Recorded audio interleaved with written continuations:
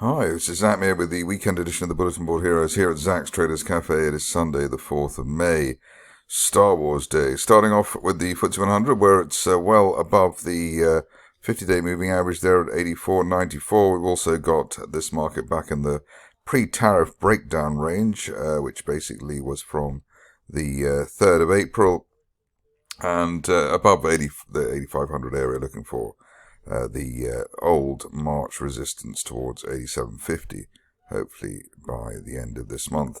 Best case scenario target at this moment is a green resistance line projection there, heading for basically the 9,000 area, which I suppose, if everything went well, could be hit by the end of next month, although that may be a punchy call. The other point to note is that the RSI is 61, so even after all our gains off the low, which are about, nearly 1,000 points actually, intraday, RSI still at 61, which is not overbought yet either.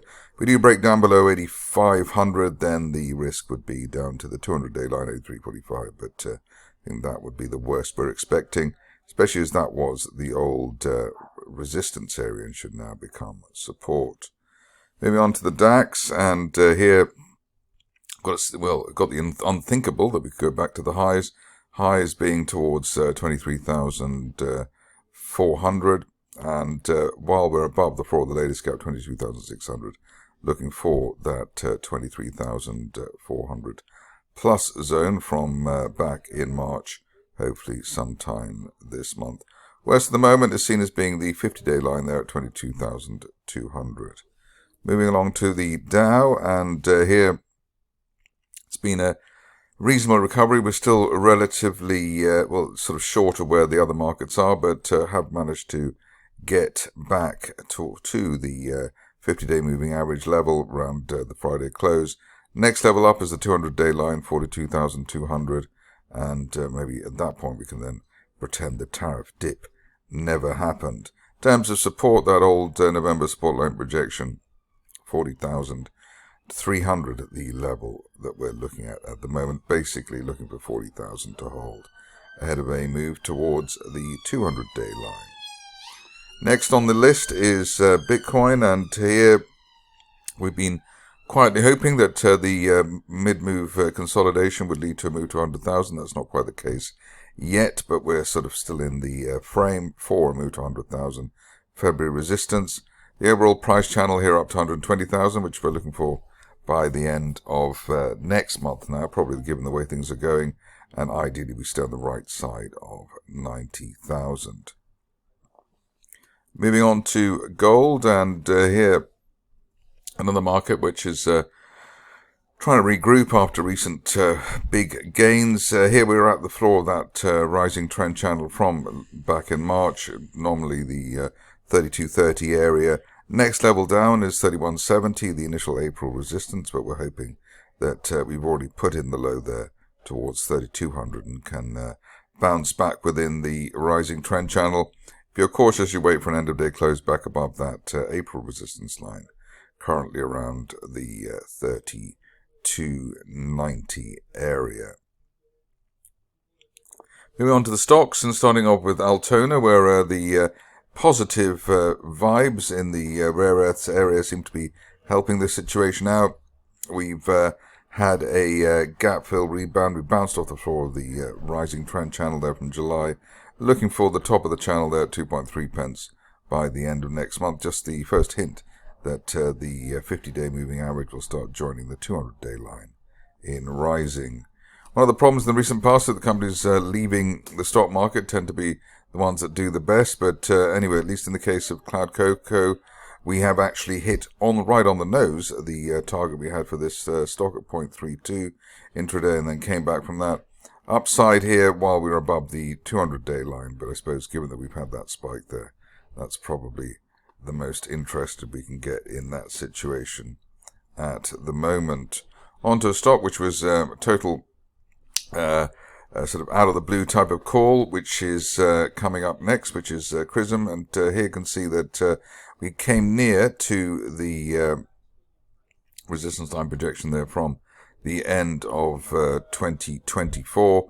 That's heading towards 34 pence, but In the meantime, we've got to settle near our initial target there, the 16 pence area, so above 16, looking for 34. But obviously, that needs to hold, that 16 pence zone. The positive there at the moment is the way the 200 and the 50-day moving averages are both rising. The rally started with an unfilled gap to the upside through the 50-day line, so this is still looking encouraging even despite Friday's overshoot. On to first-class metals, where I think the companies had to absorb every single piece of defamation, etc., and just negative vibes that could be thrown at it. Here you can see that we have had what hopefully is a final bear trap rebound from below the initial March support there at 0.8 pence. Above that, shares have filled and closed that last gap down there towards 1.25. End of day close above 1.25. We could even be looking at a move to the 200-day moving average at 2.1 pence, but I have to say that's probably the most optimistic we'd be at the moment, even though Friday's price action was very positive, opening at the low, closing at the high. People who really love the stock, the target here has been the top of the broadening triangle from October up to 2.9 pence, but obviously at the moment maybe better not to get too excited until we get through that 50-day moving average.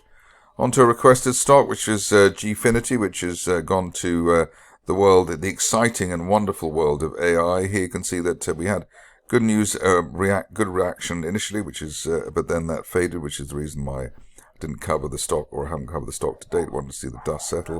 At the moment, while we're above the recent support in the 200-day moving average at 0.05, looking rather simply for a move towards 0.12 pence, but obviously, deal making would and potential dilution would obviously change the picture there if it were announced.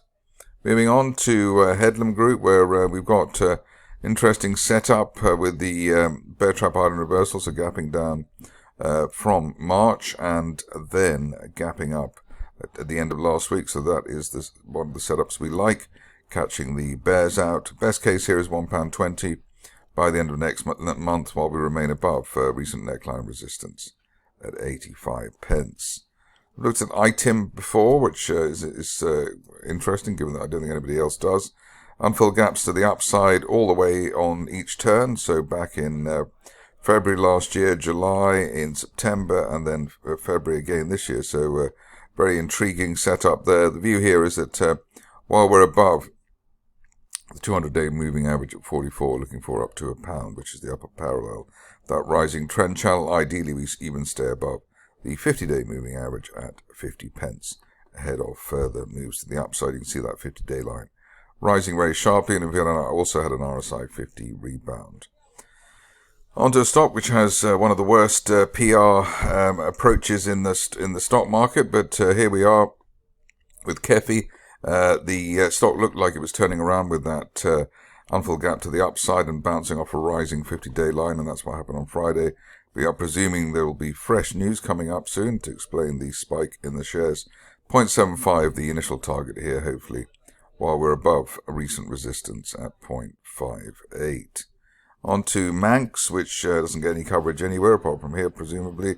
Here we've got a broadening triangle. That's been in place since May last year. Top of the triangle, they're heading for 24 pence, which we're hoping for by the end of this month, while we remain above post-October resistance at 16 pence. Maybe stretch it down to 15.5 on a mid-close basis. On to Nanoco, where it looks as though somebody believes that the company is going to beat LG in its court case. There's good luck there, but at least the shares have done what we wanted them to do. Bullish divergence and a gap through the 50-day line means we're heading quite rapidly towards our initial target there at 14 pence. Above that, looking for a line of resistance, which I'm just about to draw at the moment, for the end of next month, which is heading towards the 18 or 19 pence area. That's valid while we hold above recent 10 pence resistance. Moving on to Optibiotix, which whose PR advised with Kefi in terms of being not good. Here you can see that we've got a rising trend channel base. The shares have a gap through the 50-day line, which is a decent signal. Found support at the 200-day line, so bad vibes and bad PR put aside. We are looking for the top of the channel here, up to 28 pence by the end of next month. helped along by that bounce off RSI 50, and so above 17, basically 28. The message there.